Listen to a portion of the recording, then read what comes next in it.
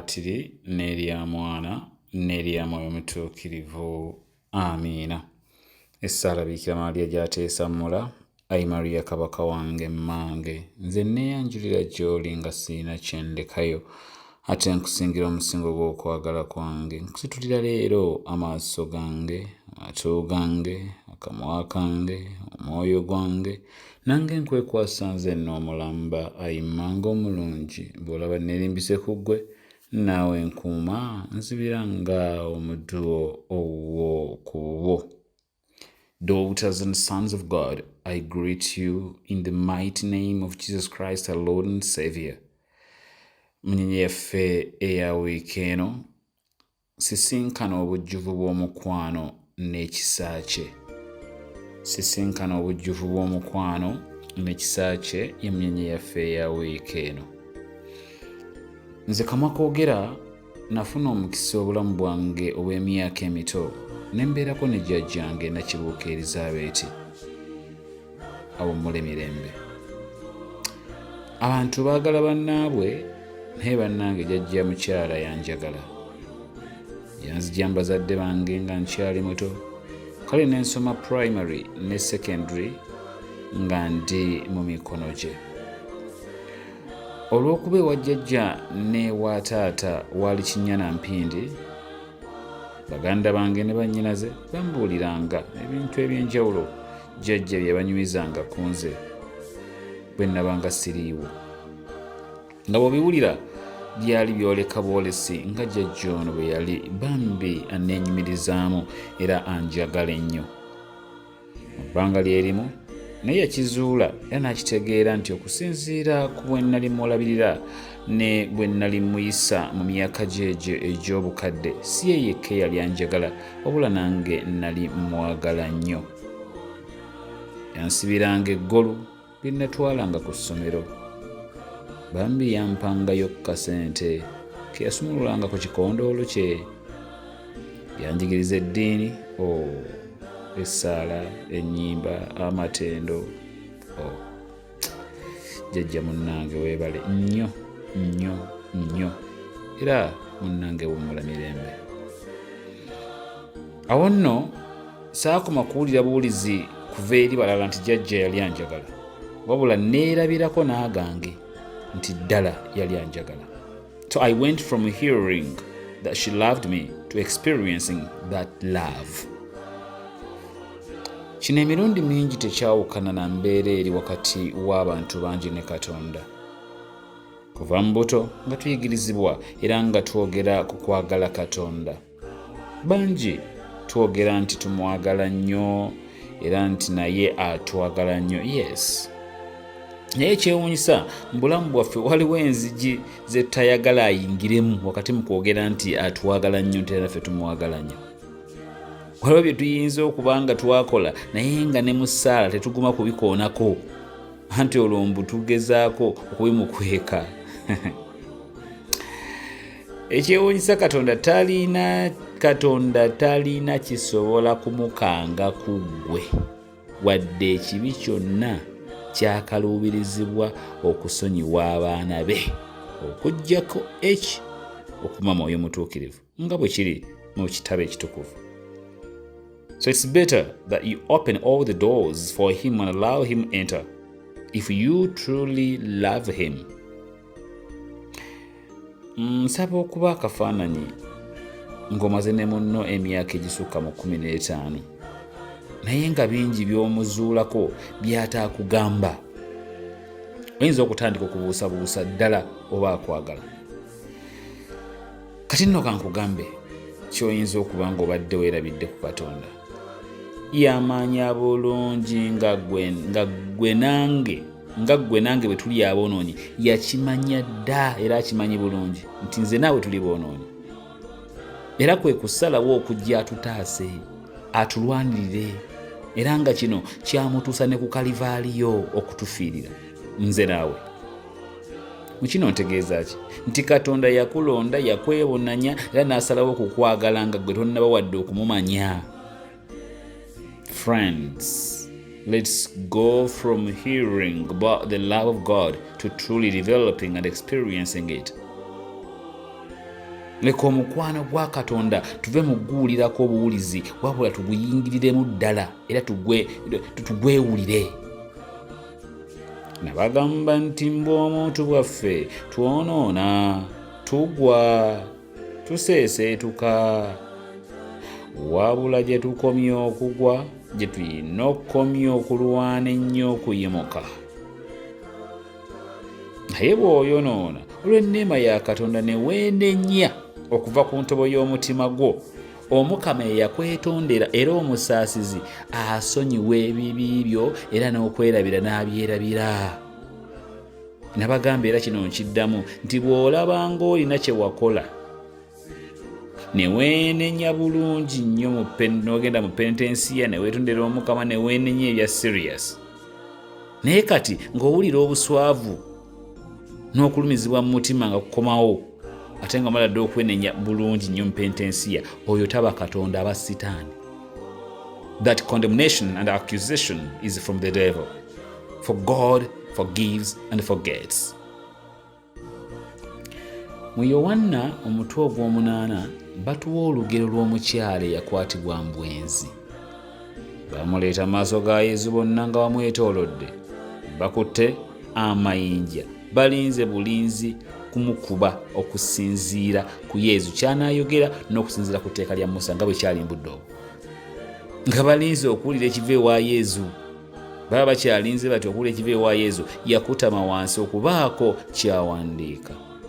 Kiki kye yawandiika? Tebakulimba tewali akimanyi.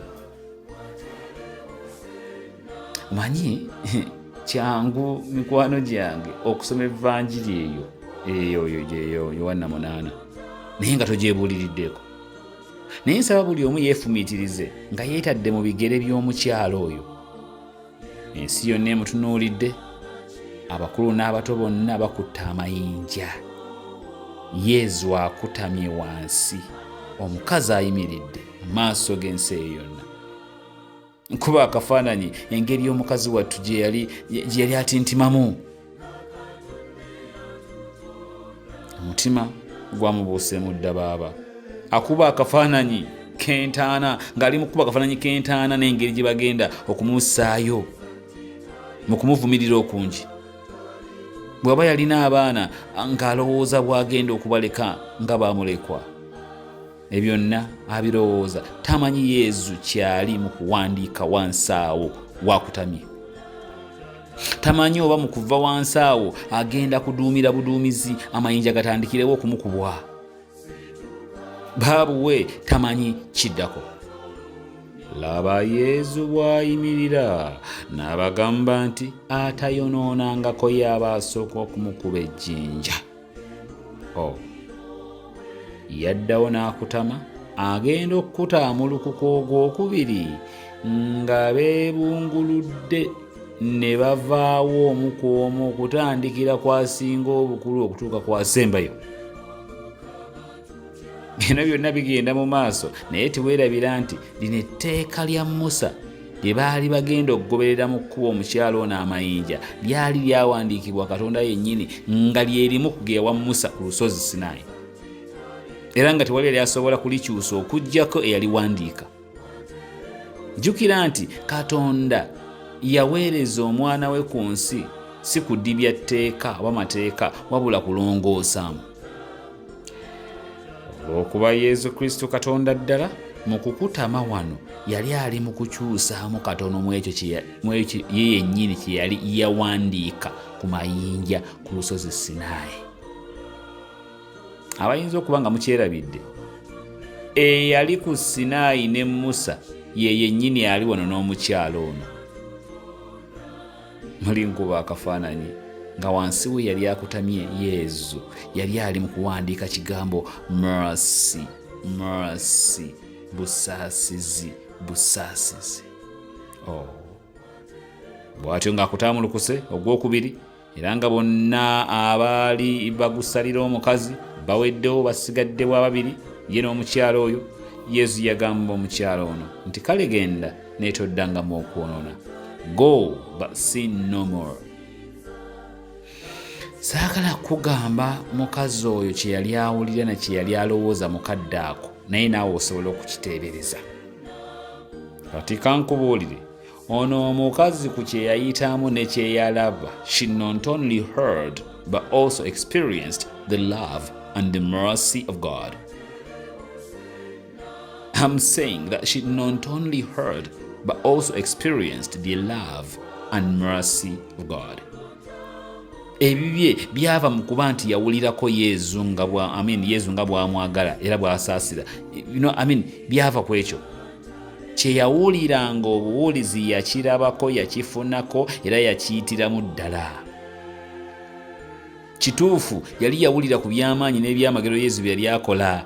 Naye ku luno ekisa, omukwano n'ebyamagero bye yawuliranga Yesu akolera abalala byakolebwa ku ye yennyini. She did go from hearing to knowing and experiencing. She was blessed to stand with the mercy itself. Yayimirirako n'obusaasizi bwennyini nga bumuli mu maaso awo. I just love the fact that when she walked away from Jesus, she walked away not condemned but convinced. She walked away not condemned but convinced. For mercy opens the doors of our hearts for repentance. Mu kumugamba nti genda toddanga mu kwonoona, yali ali mugamba nti obusaasizi bwange bukwambaza amaanyi agagenda okuyamba okulwanyisa ekibi. Hear this, dearest. Grace doesn't give us a license to sin. It instead gives us the power to stand against sin, the power to say no to sin. That's what the grace does. That's what grace does. Bannanga abatambudde nange ebbanga mukimanyi nti sitakubasaba. Nti temujjanga maaso gammwe ku Yesu, kuba nkimanyi nti abaana b'abantu bo beetegefu okubakuba amayinja. Abo bennyini b'okola nabo, abo b'oyita mikwano gyo, abo b'obeera nabo awo w'ompuliririza, okola ensobi egi ne beerabira ebirungi byonna bye wakola era ne bamalirira okukuba amayinja, nga bwe kyali ku mukyala gwe njogeddeko waggulu, nga bwe kyali kigenda okubaawo ku mukyalo oyo. Wabula ekyewuunyisa wakati mu kubanga bo bakola ebyo byonna, Yesu yakugamba nti mwana wange Martin Semanda tofaayo. I love you so much. Nkwagala nnyo ate nnyo. Siri kuleka. I'll never leave you alone. Siri kusuulawo. Siri kuvaamu. Siri kwanika. Nesiga bwesizo osirike. I love you so much and I forgive you, oh my God. Kati nze Martin Semanda waabwe nve ku Yesu anjagala bw'atyo, anjirawo omubiri bw'atyo, anfaako bw'atyo, ndagewa. Wamma Yesu mu mikwano gye nnina, oli mukwano gwange. Wamma Yesu mu mikwano gye nnina, ssebo oli mukwano gwange.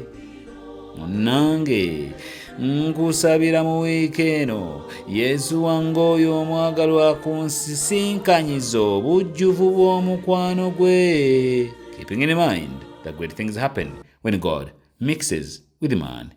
Bana batumwa Mukama abeere nammwe. N'omukisa gwa Katonda omuyinza wa buli kantu, Patri ne Mwana ne Mwoyo Mutuukirivu, bannange gubakeko, gubakuume, gubasigaleko, gubawanguze kati n'ennaku zonna ez'obulamu bwammwe.